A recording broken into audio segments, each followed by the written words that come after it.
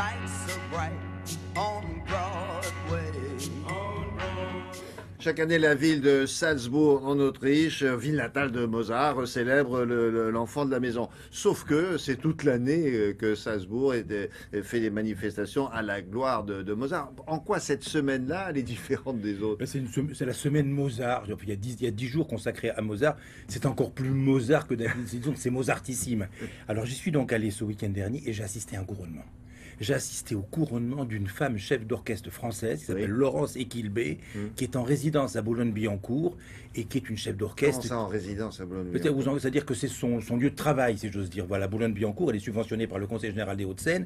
Et elle travaille, et surtout ce qui est formidable, c'est qu'elle a son propre orchestre, qui est l'Insula Orchestra, et elle a son propre groupe de chœur, qui s'appelle Accentus. Elle a été chef de chœur, puis elle est chef d'orchestre. Alors elle a été invitée à Salzbourg, la capitale. Mais elle est très mozartienne. Non, parce qu'elle fait Beethoven, elle fait Schubert, elle ne fait pas que Mozart. Mais pour un grand chef d'orchestre, Mozart, c'est le passage obligé, la consécration suprême. Et alors, figurez-vous, il y a eu une soirée donc, qui est organisée dans cette semaine mozartissime, si j'ose dire, dans laquelle Laurence Equilbé, avec son orchestre et avec ses chœurs, c'est ça qui est exceptionnel, parce qu'elle aurait pu être amenée à diriger un orchestre sur place, mais elle est venue avec ses musiciens et avec ses choristes, et elle a interprété, dans la fameuse Mozarteum. C'est l'université, c'est la faculté, la fondation Mozart. Donc c'est le saint du saint du saint des saints Mozart. Attention, avec ceci près, c'est que c'est parfois des intégristes sur Mozart. Ah oui, mais justement. Rien, Mais alors on va y arriver, c'est ça le plus important. Et alors elle a commencé par la symphonie numéro 4 tragique de Schubert. Schubert avait 19 ans quand il a écrit ce petit morceau musical. Il y a des la bémol. C'est une des notes la plus difficile à faire par un orchestre. Elle a passé ça brillamment, formidablement. Et après elle s'est attaquée au morceau de résistance. Quand vous êtes dans la salle, vous guettez le la bémol. Ah bah oui, vous êtes le la bémol, parce qu'en plus elle a des instruments d'époque en plus, qui c'est formidable. Et ensuite... Quand il y a un la bémol... On fait formidable, très bien. Non, mais surtout, il y a le public de Mozart, et le morceau de choix, c'était la messe du couronnement. 1779, écrite par Mozart à 23 ans, il a écrit ça. Et alors tout le monde attendait ça. Alors elle a fait ça avec ses solistes, bien évidemment, et on était à la répétition. Alors je vous raconterai après comment ça s'est passé. Rentrer dans la messe du couronnement, Mozart. J'ai hâte de voir 23 ans, Laurence Equilbé, sentir le la bémol. Somptuosité. Faites-moi signe quand il y aura un la bémol. Voilà, c'est chez Schubert, la bémol. Après chez Beethoven, mais c'est là Mozart en avant, la messe du couronnement.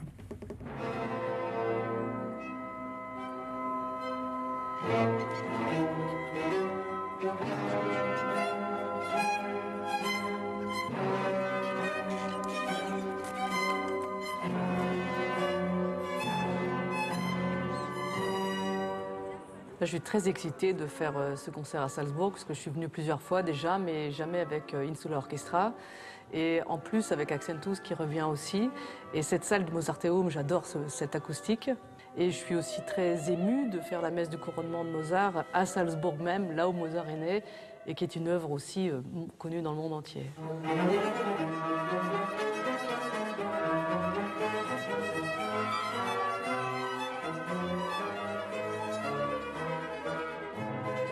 Quand on est chef, on tourne le dos au public, mais alors par contre, on ressent énormément l'écoute du public. Ça, il y a une sorte d'apnée, comme d'une électricité dans l'air.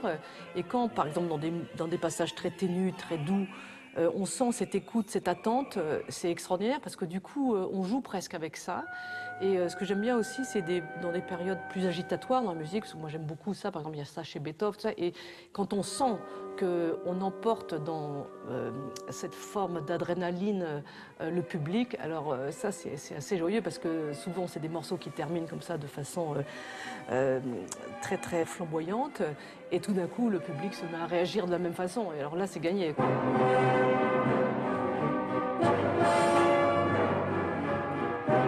Je crois que pour une jeune femme, d'embrasser cette carrière de chef d'orchestre, c'est pas évident, surtout des gens de ma génération. On a été élevés dans l'idée que les femmes n'allaient pas avoir des postes de dirigeants, hein. Donc ça va être différent, je pense, dans la génération qui arrive. Donc les premiers, peut-être, embûches, c'est soi-même, parce que soi-même, quand on se met à cette place, on se trouve déjà très très très bizarre et qu'il faut un peu se convaincre soi-même qu'on est à la bonne place. Après, c'est un combat de tous les jours pour, je dirais, pour être dans le monde des interprètes de haut niveau. Il faut vraiment garder sa place et travailler beaucoup.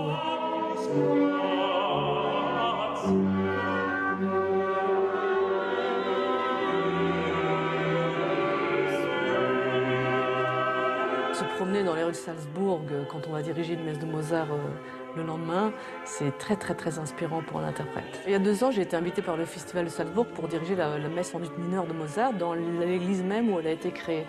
Et je venais donc avec la Camerata Salzbourg ici et avec Accentus. Et c'était très émouvant parce qu'il y avait un grand calicot au festival avec Arnoncourt, Abbado, plein de chefs. Et puis il y avait mon nom au milieu de tout ça. Alors déjà femme et puis un nom beaucoup moins connu que les leurs évidemment. Donc j'ai pris une photo et je l'ai envoyée à mes parents parce que c'est vrai que c'était d'un coup waouh. On se dit c'est chouette de vivre ça et puis surtout de jouer cette messe en ut mineur dans l'église même où elle a été créée. Enfin pour un musicien c'est incroyablement émouvant.